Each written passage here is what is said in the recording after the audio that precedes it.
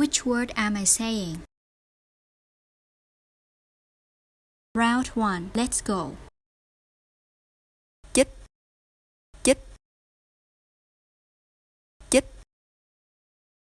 Round 2. Let's go. Bày, bày, bày. Round 3. Let's go. Mới, mới, mới. Round 4. Let's go. Khô, khô, khô. Round 5. Let's go.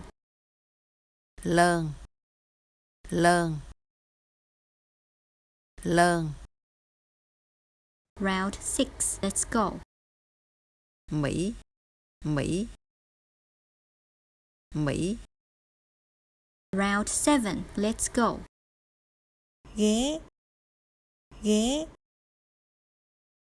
ghé. Round 8. Let's go. Cám, cám, cám. Round 9. Let's go.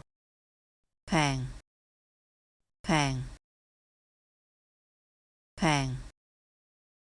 Round 10. Let's go. Thơm, thơm, thơm.